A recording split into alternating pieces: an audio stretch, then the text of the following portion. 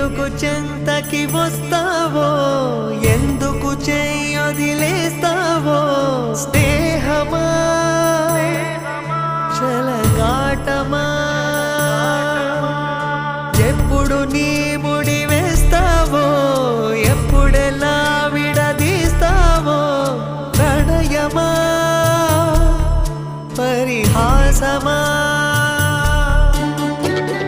శపించే దైవమా దహించే దీపమా,